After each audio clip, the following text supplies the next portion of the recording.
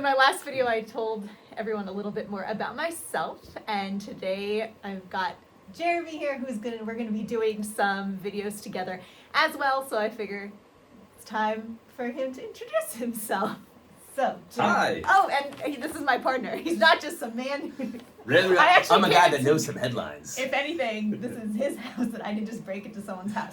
So, hi. What would you like? What should the people know about you?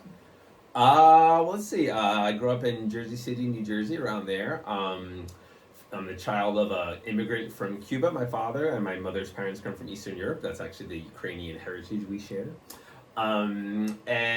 Public schools, urban schools, all the way through. I got my degrees in undergraduate history and psychology. My master's was social studies education. I used to teach high school social studies for many years here, Venezuela, and Norway. And then I got my PhD in international and comparative education and in California, and now I'm an associate professor up here in upstate New York. And you mentioned teaching in here, Venezuela, and Norway, also China. And China, yeah. China's like short-term gigs. Like when there's so many, it's hard to keep track. It's true, yeah. I guess also Costa Rica. Did you also have a sociology? I do have a master's in sociology, yeah. But it was kind of like, it was cobbled together. Like the education degree has so many sociology courses, so it's just kind of like cobble it all together to also get a sociology degree. But I didn't really feel like I was there to study sociology, even though a lot of it was sociology. So. Got it. Yeah. So you mentioned your professional background, and what was your path to becoming collapse aware, and what would you say was like the pivotal moment, and how has it influenced you since then? Someone really close to me died 2012 summer, and I became really, really depressed, and I was just kind of like questioning, why am I even in school? What does this matter? What does anything matter? And the only thing that was like giving me any kind of solace was like I had a childhood love of science, and I kind of like veered away from like the sciences because I got more social justice inclined with like sociology and education. But then I just kind of like the only thing that kind of like filled the void of like my depression was like learning about science, and climate change was starting to become a serious thing at the time. And so I was deep diving like most evenings instead of like socializing. I was just kind of like watching climate change videos, and so I just ended up going down rabbit holes until like I think it was like around maybe fall of 2016. I was like, well, I'm reading all these articles, I'm watching all these YouTube videos about climate change, but I'm not actually like running the numbers myself, right? So I actually went to the government website with the temperature data, right? And I just was kind of like looking at the rates of change and doing some like really basic statistical analysis of like rates of change. I was like, whoa, like this is like really, really spiking quickly. This is getting like, it's way more serious than it seems anyone's talking about how fast these changes are happening. And that's when I became, so I was probably becoming like collapse aware, but still questioning and adjacent in like 2014. But by probably 2016, I was probably pretty full on. And of course, once climate change is the gateway drug, right, to collapse, because you learn about that, but then you realize that climate change is actually just one of the serious issues, and arguably some of the other issues like biodiversity loss might be more serious. Wrote a whole paper on that, and I could share, and a video I made about that. But yeah, and so I think it was over. That was basically doing that background research, coming to my aha moment, like looking at the temperature rates of change in like fall 2016, and then just kind of always had an orientation ever since. It's interesting that you came to it on your own, because I feel like so many other people, or at least in my case, and I think most, is like they stumble upon someone's content, but like you just sussed it out yourself. Yeah, and I think that's the benefit of being depressed, right? I didn't I was just kind of like alone with like the science, and then eventually, came to that conclusion.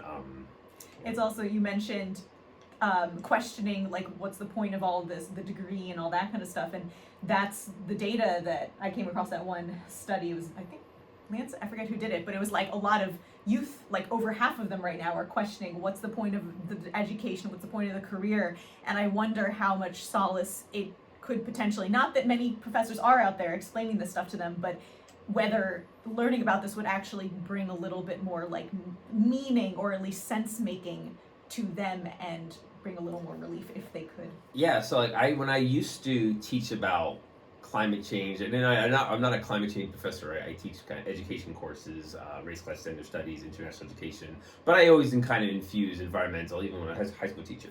But I remember when I first gave I would devote 1 week of the semester to environmental issues, climate change, and when I would first do it, many students would kind of break out in tears. So this was 2016, 2017, because they had no idea how bad it was. And then when I do it recently, obviously the data is worse, and I'm not just talking about climate change, we're talking about the other issues, and no tears. It's kind of interesting. Why are there no tears in 2023 when there was many tears in 2017? I think it's just kind of this resignedness. And COVID probably helped that to some extent, getting people to question things aren't as they seem. Things, the optimistic, bright future we were sold as young people, it's COVID made it easier to see how it's unraveling.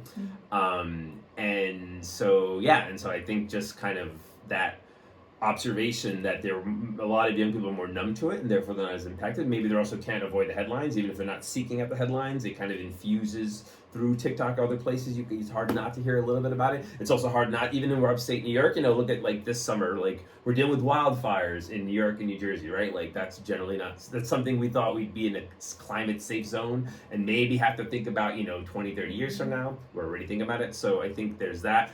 Even a lot of my students from Long Island, they talk about, the changes there, the weather changes. Even New Jersey, where I grew up, it doesn't really snow anymore. It hardly snows. So I think there's that makes it, they've already kind of sense it. But what I feel being collapse aware and teaching collapse awareness is helpful is it's validating something they're probably not getting from anywhere else, right? This deep sense of unease, but talking about it, no, your sense that things are really wrong, that's correct. Yeah. If you have a lot of depression and anxiety, you're right to feel that. There's nothing wrong with you. There's so much talk about higher education, the mental health crisis, as if it's it makes sense why people are really depressed and anxious, right? The world can only get worse, and you might be not articulating that. You might not be reading more about that. But if you actually spend the time to get a holistic view of the environment, coupled with social issues and recent elections, it does kind of pretty clear. So. What I have noticed. First of all, I will link some of Jeremy's content that is elsewhere on YouTube so that you can check that out. What I've noticed in my classes with I'm in school with 18-year-olds is that on the one hand, they acknowledge that things are very bad and that we're kind of we're living in this dystopia, but they don't seem to take the next logical step of saying things are getting worse. They thought it's things were like this for a while and then, or I should do it this way. Things were like this for a while and then they dropped and now it's bad and now we just live in this Muskian hell where fires are constantly raging or whatever, but they don't seem to make the connection that it's actually a trajectory that continues downward. And I've had, again, 18-year-olds in my classes say things well, I could understand a government policy that limits Pepsi consumption for people's well-being, but you can't entirely outlaw Pepsi. That would be too extreme. Or another person I was talking about flights and how ultimately air travel is going to have to end one way or another, whether we choose it or more likely because climate makes it impossible. And then someone else tried to, I don't know if Gen Z just to challenge people a lot, but they were you can't do that. Travel is a human right. And I was the level of expectation of even though things are bad, we will get to hold on to the things that we have. They will not go away. And it's if the most extreme world that you can imagine is one in which Pepsi is outlawed, you need to adjust. Yeah, there's a general sense that, life kind of sucks now because we have to work so much harder than our parents do with more college debt and less opportunities and all that. But so there's that kind of general sense I don't expect life to get better, and I feel I'm dealt a shitty hand being born today compared to how good my parents had it. But there's not the worsening trend is not really part of the picture where they but starvation is actually a possibility for anyone in this country as the century progresses, right? That's not that's not actually, for some people will still hear that as a crazy thing. Yeah, or the disappearance of or in access to internet for an extended period of time is unthinkable. And so, speaking of your students, what are some ways that you incorporate collapse awareness raising into your lessons now, and what is some way, if you get around, Jeremy's on his sabbatical, so if you get around to revising your syllabus for the next semester, what is the thing that you are most excited of incorporating into that new plan? So if you study environmental stuff deeply, there's not a lot of room for hope or things getting better or seeing signs getting better. And the things that are talked about optimistically, you and I both know are nonsense. The green energy and all that Well, stuff. and also a lot of the things that we see as like a happy ending is like plants taking over buildings, but there's Right. a lot of downsides to that as well. Yeah. So I guess not that it's, I see a brighter future, but the only thing in my like 10 years of deep diving the doom that I can see as a positive is like, wow, the human species was 300,000 years old, and indigenous communities, yeah, sometimes they killed off their local megafauna. But when they did, if they still existed as a culture and they survived, it's because they learned from their mistakes and their culture changed to kind of recognize, oh, we overshot that environment. Let's not do that again. Let's build into our culture ways in which we can kind of like be stewards of the environment, live in concert with the earth. And so like for me, including indigenous perspectives has been a really important way to kind of be like, not that like, guys, if we all just think like indigenous people, it's going to be okay, but more like, you'll be better right now because it's about like relationship with people and your neighbor's relationship with the earth and other species. You'll be happier now having those kind of insights regardless of having the future. But also, if there's any chance of humans making it through the horrors of the 21st century, it's going to be those humans that have returned, have like found their inner indigenous person and returned having a relationship with the living land around them, right? Because the whole path of modernity has been to this path from like, first we were hunter-gatherers, fully in concert land, then we were farmers, we're outside the land, but we're controlling it, we're cutting down forests, then we're industrial, where only a few people are farmers, and everyone's working in cities, and now we're digital AI going to the world, we're not even in reality. Like, not only we're not in natural ecosystems, we're not even in the real world. And so that path obviously has to reverse. And so like, and it helps too because I teach about social justice, like, one of the good things about being a college professor in many places, it's probably less true in the South and a lot of Republican states, is you can kind of teach what you want. And so, because I teach about social justice, like, yeah, there's all these various social justice issues I'm expected to cover, and I do, but you can kind of focus on what you think is most important. And I feel like indigenous perspectives are very lacking among professors who teach about social justice. And so for me, it's a great way I get to talk about a community that's essentially missing for many people's coverage of like social justice, but also has this benefit of like tying in collapse and tying in ecological stewardship. And so so one of the activities I do is not in all my classes, but in some of my more advanced students, it's kind of like I loosely based it off the book Hospicing Modernity, about like getting young people, students used to the idea that like the things you take for granted now won't be here in the future. No one knows timelines, no one knows how fast, but like let's just take a moment to grieve. First, what are the things you love now that won't be here? What are the things you love now that might actually be more in the future? What are the things you hate now that will actually be gone? What are the things you hate now that might actually be worse? So it's kind of a sense of both like grieving what's lost, dealing with the anxiety of what's lost, but also seeing like here's the beneficial things. When again, I try not to make it seem like, guys, there's this bright future if we all just I try to balance this kind of like honesty about how bad things are. But societies have collapsed before. This is unique because we really degrade our ecosystems, and it will eventually be a global collapse. But I don't think I'm convinced every human will go extinct. And so the people who want to be alive and who want to pass on generations to be alive, they'll survive somehow. I mean, it'll be a shrinking world they'll survive, of like the temperate zones, and the inhabitable zones, and the places where the sea level rise and it's too hot. Like the earth will shrink as far as where humans can actually make a living. But unless the worst climate change scenarios come to pass, there should be some places where humans can live. And then how can I think about what do you want to do in your life to, especially because I teach future teachers, that you're basically, like I'm doing for you, you can maybe do for your future students. Prepare them for that world mentally. What are the kind of skills and values that aren't just serving modernity, but are also serving this future world, will make you happier at the coming? And so this activity is basically where they list the things they'll miss, the things they'll look forward to going in, and then we kind of just share around and we talk about it. And there's some like levity too, like things like, whatever, ice cream and Taylor Swift, things they'll miss. But there's also more deep soul searching about like what I will really miss to be gone. Like, for example, the capacity to travel the world. I think someone said refrigerators. I also like there was a column where he said, how does this activity make you feel? And I think someone wrote useless. And I was like, that's how collapse awareness makes me feel too, useless.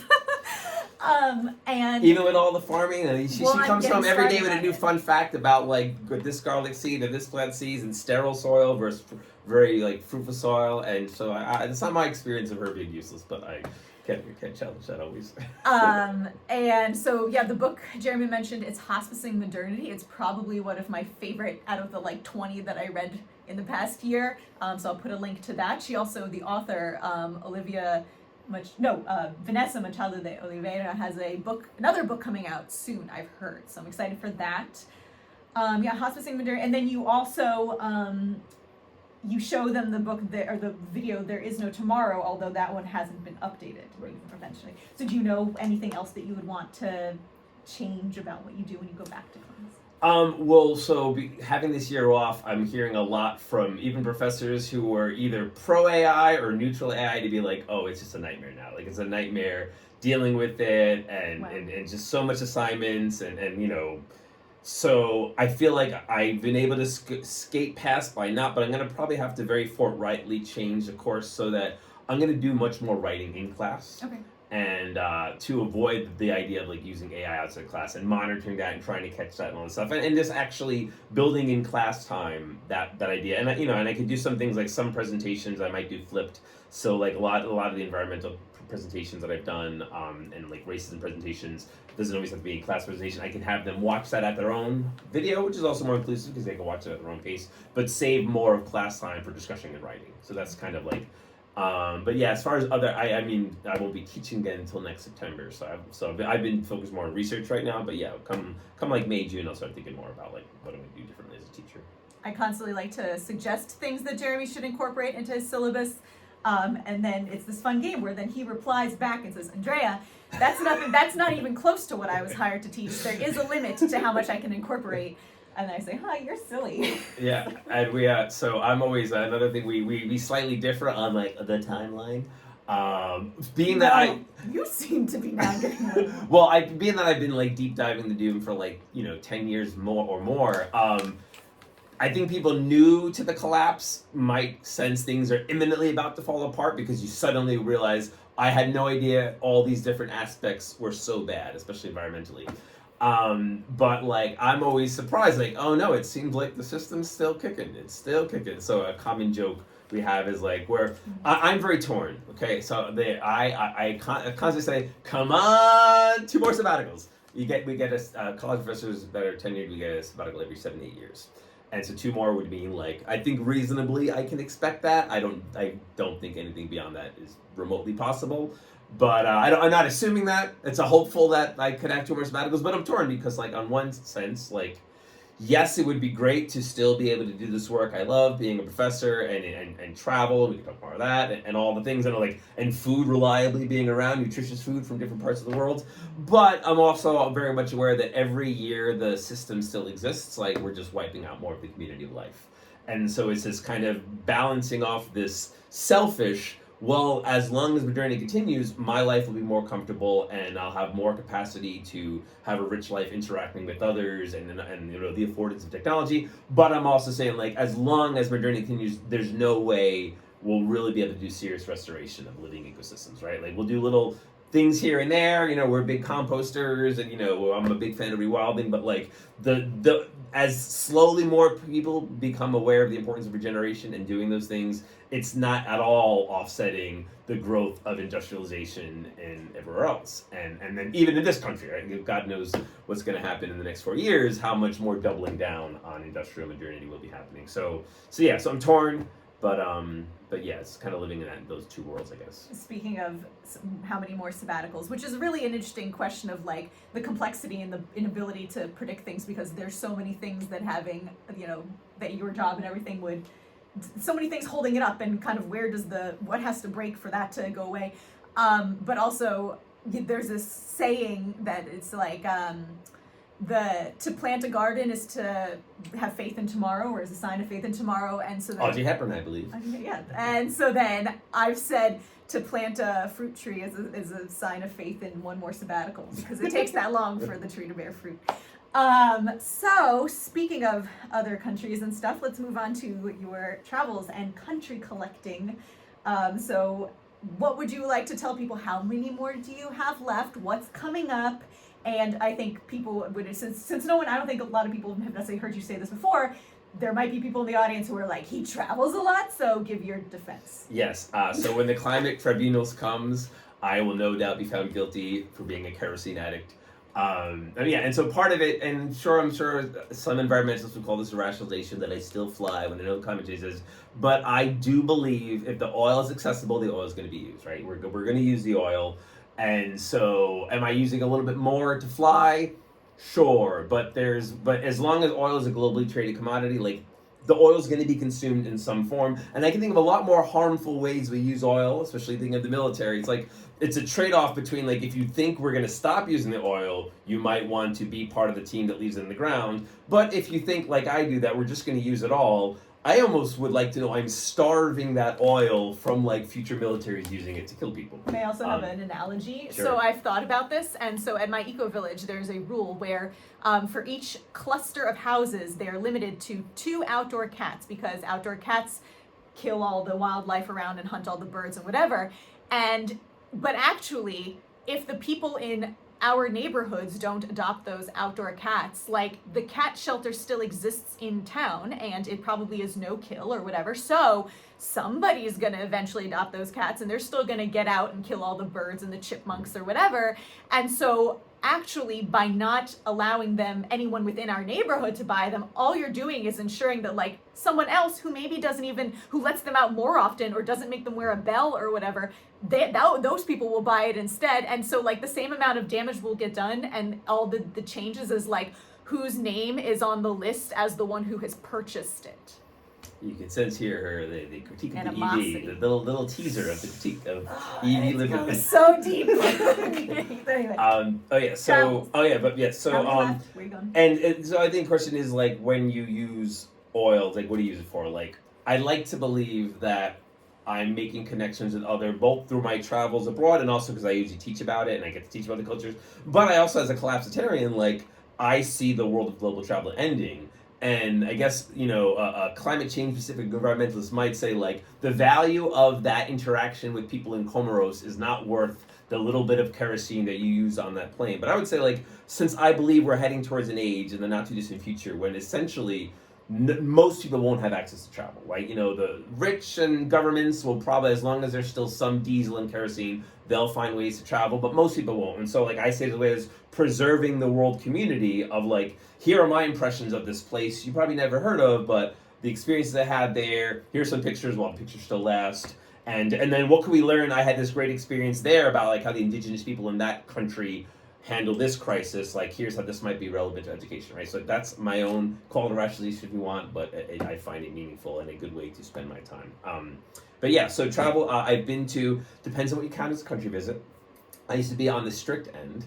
The strict end is a very judgmental end, where it's like, no, the whole rule was like you had to minimally leave the transport hub, you had to spend several hours there, you had to talk to local people, you had to eat food produced there. And until very recently, that was my rule. And by that rule, I think I'm at like 175 now. But as I really just want to be done with it, because I don't always want to be away from my sweetness.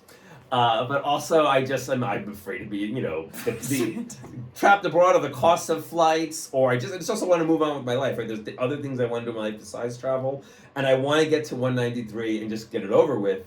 And so if I count a few countries I just transited at the airport, it would go against my previous counting, but I'm like, whatever, I'm not trying to get a CNN interview. And I'm admitting it here now, so in case I ever seem like I'm trying to promote and brag about it, put an asterisk that yes, in the end, I would, if I get to 183, I would have counted some airports, because I'm just tired of it, It's just like, there's a few places I want to still go, but it's like, it's just so tiring, costs so much money, diverse from other things I want to do. But but with airports, 180, and so 13 left. And a few of those I have planned the next few weeks too. 13, okay, I thought it was 12. Well, Taiwan's just tricky whether you count Taiwan or not, but the old Taiwan question. Yeah. And so yeah, he's got Libya and Yemen departing next week. Yeah. Good, wish him luck. Yes. And this might be the last you see of me. One of my opinions or views when it comes to like collapse awareness, and this came up in my video number 7, is that like I don't think that there is one appropriate way to react to your knowledge of collapse and like how to adjust your life in reaction to that. And so, for example, like Jeremy, when I first heard that you were like a country collector, it turned me on. I told the cat, I was like, ew, he's like a travel influencer. Like I figured you had like a YouTube channel or like an Instagram where you get like, you take like selfies and it was just, I thought that was really gross. But now this is better. And like, you know, I've kind of already said with the cat example how I think that like it's not doing any worse. And whereas though, at the same time, I have like such a different approach to it that Jeremy is willing to, you know, tolerate or whatever, is that like when I learned that travel's going away, I'm more of like a sour grapes person of like, as with other things, it's like, I want to break up with it before it can break up with me. Or like, you can't fire me because I quit. So like, I was just immediately canceled any kind of like, and I didn't really have any plans made. But there were like still a few places that I was curious to get to. Then I was like, nope, I guess I'm done. And just completely just like shut that idea off and refocused on other things that I find just as, or yeah, but probably more fulfilling, because I really like developing like knowledge and skills in a certain area, which you could say travel is, but ones that I can apply more at home. And I think that I traveled a lot as a kid with my parents, and I think that like my parents really had the travel bug, and so that was kind of conditioned into me.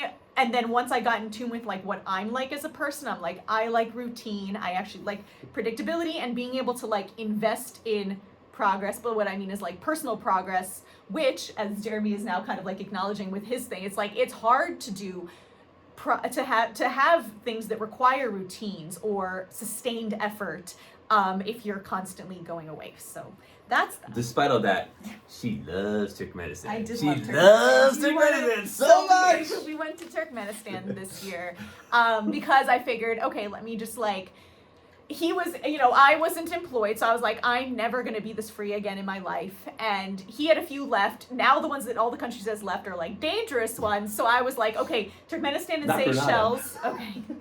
But these are very different locations. And so I was like, let me just go knock out those two with you. And so yes, we went to Turkmenistan and Seychelles. Turkmenistan, I will say, so normally my stance on the country traveling is like, all right, I can figure out what it's like. I could just watch a YouTube video, honestly. But the experience of actually being there was different than what I would have guessed just by looking at YouTubers. Because I thought I would be completely stressed in an authoritarian nation. I thought I would feel like always watched and on edge because I'm someone who's just naturally on edge. And but I actually found it really relaxing. There was no, compared to being in like New York City where it's all like hectic and crowded and fast and everyone's on their phones and all that kind of stuff, like it was chill. Now, is there like, a behind the scenes imprisonment of dissenters going on? Yes, but I didn't have to experience that. So I think that there's like, I think it was also an interesting experience in like learning that there's a gray area of like, no, for sure, it's like the way that the government treats people is bad, and there's a lot of poverty outside, and poor and silly investment of funds. Sorry, great ruler. What's his name? Sapar Guli. But it's also not what you would imagine when you get there. It's actually like, it's almost like landing in a deserted Disneyland. Yeah, and like, so those who still and it was safe. There was no, I could walk around as a young woman by myself in shorts even, and everyone was extremely polite. I always felt really safe because I didn't do anything to challenge the regime. Since the window of travel is closing, I encourage you who still want to get some traveling, like, if you're even trying to go to all countries of the world, like, I don't know if you have time unless you're really, really, really wealthy and have a lot of free time. So I would focus, where do you willing to go to? And I would say go to Turkmenistan, because it's like, Turkmenistan is like the absurdity of modernity, like on overdrive. Like there's few places, especially the capital Ashgabat, that could exist without modernity. It is just these massively large monuments, these massively wide roads, them planting all these plants and trees which don't belong there, and they maintaining it by diverting rivers and stuff like that. Like, it shouldn't exist. It only exists because we're in the waning days of modernity. And but it's absolutely fascinating, and it's safe. You do have to go on a tour if you're not a fan of tours, But if you have to go tour, it's definitely worth it. So I would say my advice for traveling is the window's closing. If you're keen to do it. But be strategic. Don't maybe go to the kind of like places everyone goes to, just to get away. Think about going to some of the more interesting and unusual places like Turkmenistan. Yeah, if anyone is a like gardener permaculture person, like the way that they approach horticulture or whatever, the plantings of the trees around the city is like horrific. They plant everything in perfect like rows and column grid, so that as you're driving by it, it actually comes into view and you can see that everything is perfectly aligned. It looks like a Christmas tree farm, but it's just their highway plantings, and like everything is just failing to thrive because it's not the right environment for it. And you look at the soil and the way that it's eroding, it's just like really crazy. Okay, maybe that's enough for Turkmenistan. I could go on. We could do a Turkmen special. All right. So then, two things that are from. So we did do an interview together on. Was it Collapse Chronicles? Collapse Chronicles, yeah. And 2 points that we didn't make there that I want to take the opportunity to make here is that, first of all, in terms of like being a doomer couple, I feel like one thing that's really nice is we've read so many of the same books and listened to so many of the same podcasts that we can quickly reference like an author or whatever, and the other one has immediately probably read the book, if not maybe listened to something about it or whatever. And I'm like, what do other people, even ones where like neither of them is into this stuff, but like people who don't all have maybe 99% overlap of the things that they read and listen to, like what do they talk about? How do they relate? So that's very convenient and nice.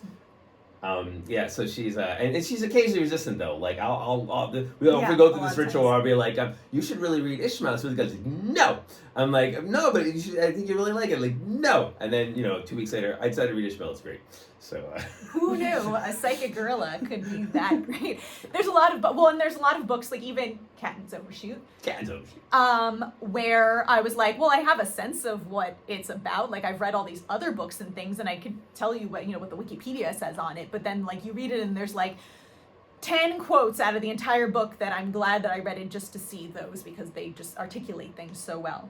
And then also you have this theory about like knowing what someone will be like once they become collapse aware, because you might have someone who's cheerful and easy to live with before they know, but then once they know, they become a different person. Now I feel like personally, even in the year that you've known me, I have kind of like changed my relationship to things, which I'll get to in a second, but like I guess for the most part.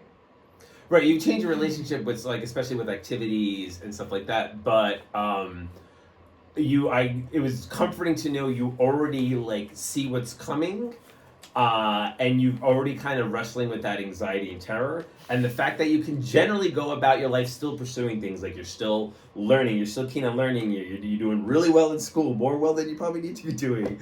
It's like wow, okay, she's aware of how bad it is, but you haven't given up on life, and you haven't given up on still finding things joyful in modernity, and still also imagining what could be joyful that we could think about doing, as modernity withers away. So like that's the advantage of like, if you're not able to find a doomer partner, to seeing how your current partner is amenable to that, because I imagine the risk is that like, if they seem all fine now because they're only, let's say, worried about the Trump election and not worried about like the more serious pressing things hanging over the entire earth, then you could be in a situation where you're dealing with someone who can't actually handle it, maybe doesn't actually want to continue on, right, in the darkest sense. And that's something you might be worth knowing. Which reminds me of the movie Anyara, which I'm going to bring up in a future episode. But yeah, and I think that the thing about the Trump election is an interesting thing, because it's the kind of thing where if you think that that's the worst thing to happen to us,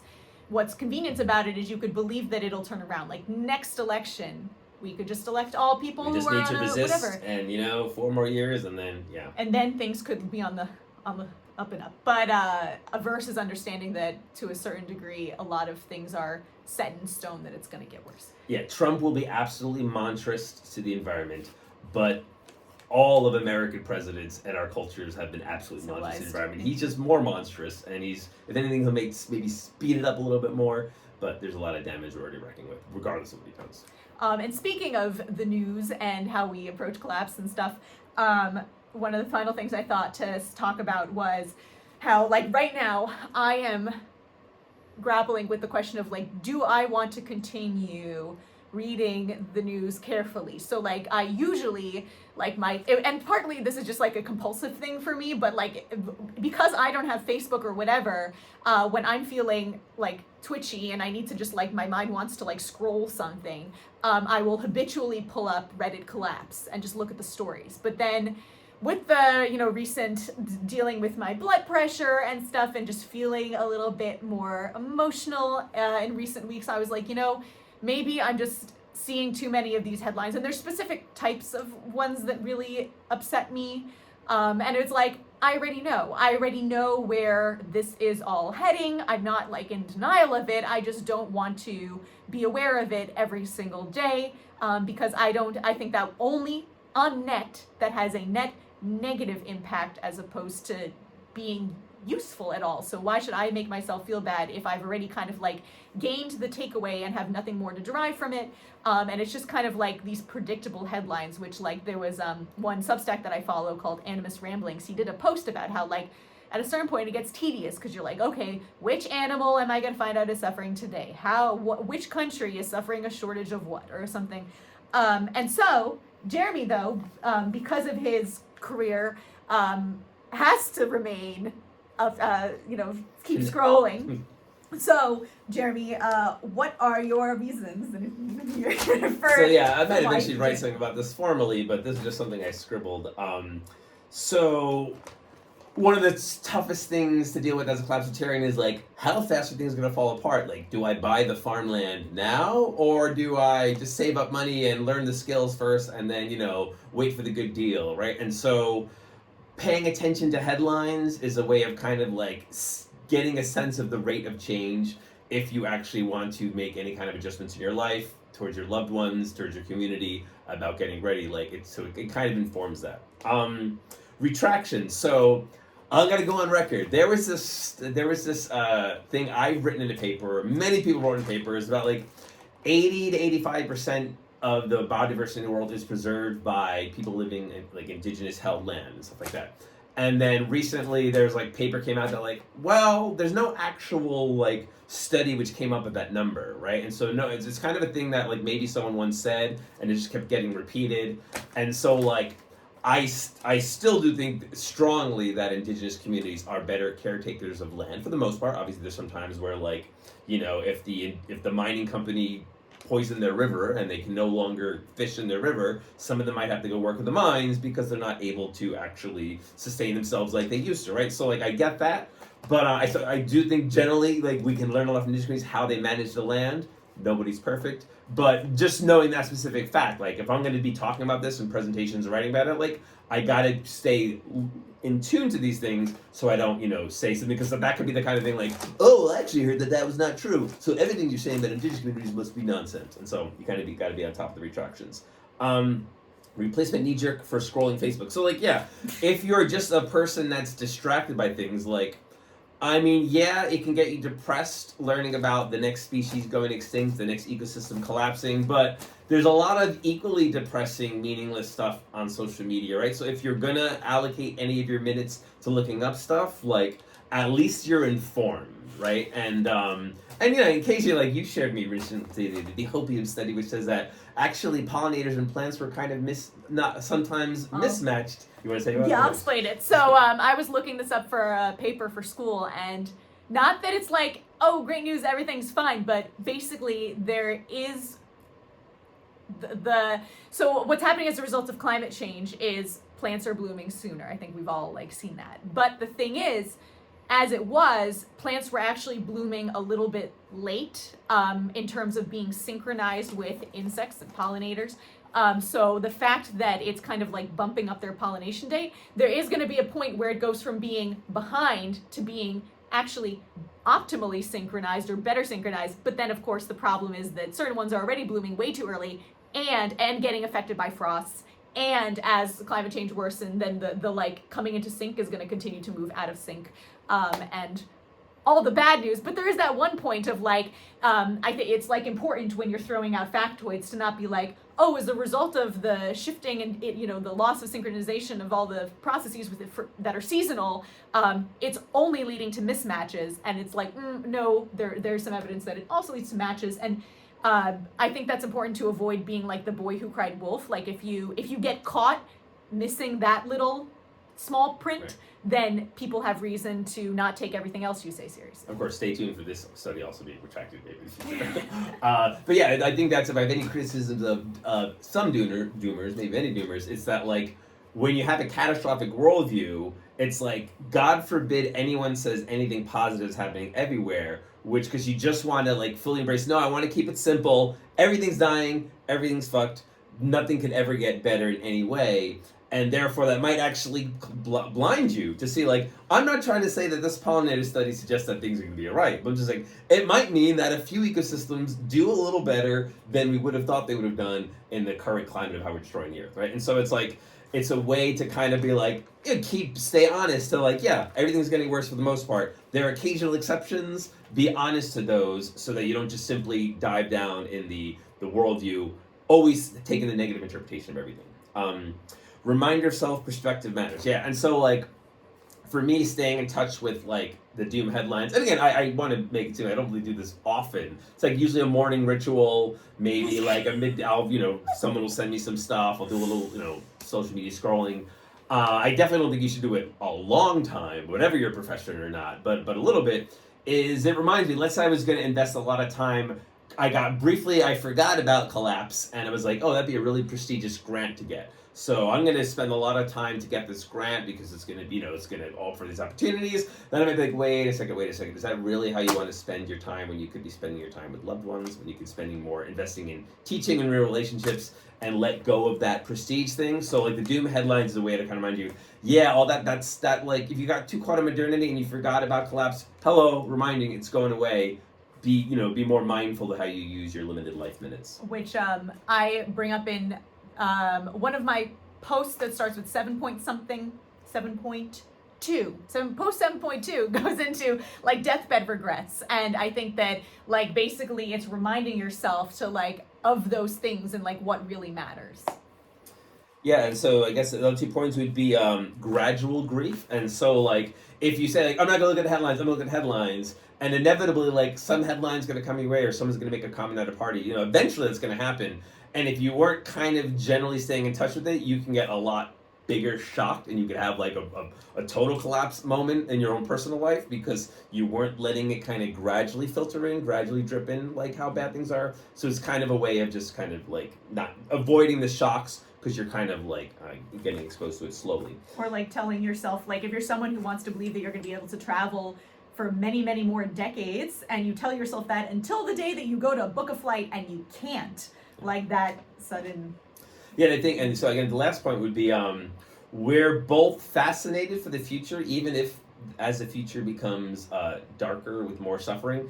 And I think we both enjoy the same reasons, but we enjoy one of the reasons more. And so like we both are interested to see how people respond to the situation, and we're both interested in seeing how nature responds and how nature changes, and like what's it actually going to feel like 30 years from now if you're still alive, like to actually feel like you're on a different planet. Because I think arguably you will, I used to have space travel fantasies as a young child, how cool it would be to walk on the surface of Mars, and now I'm like, no, you want to walk on another planet? Just think about the planet you walked in as a child, compare that to the planet you walked on in, later in your life, and you're walking on a different planet, right? And so like, but I'm actually more, I'm interested in both, but I'm really interested in the nature changes. You, though, are more interested in social, how people respond. Yeah, I just think it's very interesting. I mean, the I've written and talked about it a lot, how like people don't face the reality, and yet at some point they are to some extent going to have to, like when it physically impacts them, they will have to. And so I'm going to do another video all about like learning and knowledge and not knowing and uncertainty, and like one of the greatest points of uncertainty is like, what is everyone in Florida gonna do? Like, what is the next 100 years of life in Florida going to look like? And what are people, and specifically, what are people going to think and feel, because I think that like obviously there's going to be a point where it's habitable and then a point where it's not, but like what is going to be going on inside people's heads, because I have family there and like they don't want to think about this at all. And I tried to talk to my cousin who just turned 25 about it maybe like 2 years ago, and I just sent her some information about the limits to growth to provide some context for something else I was saying, and she was like, well, hopefully that doesn't happen for a long time. And she said that to herself, and then she moved on to the rest of her day. And it was kind of like, okay, well, but it is going to happen sooner than you think. Yeah. So Yeah, and so like, so talking about Florida, like let's say in 30 years, half of Florida has to migrate due to some combination of heat waves, toxic algae blooms, sea level rise, hurricanes, whatever. It'd be interesting, like sociologically, like, oh, if there's like, you know, so many X amount of migrants, are they highly disproportionately non-Trump supporters, right? Because they, in that interim before, when it became pretty clear but not totally clear that Florida was doomed, like, is it the Democrat-leaning people who believe climate change is real? Are they the ones to migrate in? Or in fact, maybe not that. Maybe this is all just like rhetoric and performance, and that, like, you know, Trump supporters might say everything's fine, but when it comes to seeing your house damaged and everything, you know, getting destroyed all around you, maybe there is no difference, statistical difference, right? Like, there's something else besides political identity, which is the salient reason which finally gets you is like, yeah, I need to get the hell out of Florida. or like at what point do people internalize the knowledge that like grocery stores are going away and they're not coming back? What is going to be the living conditions that make people flip that switch in their head, which I do think they will. I don't know. Anyway, that's a separate video. That's another thing. Another thing she loves, like Turkmenistan, she loves rationing. She loves rationing. So she gets so excited. This idea of like when people can only have the food allocated to them by the government, except for the people that are farmers and manage their own land. They can eat edible weeds. They can supplement the government rations. Exactly, because you have staples, and then whatever else you want to grow to add a little bit of spice and fun.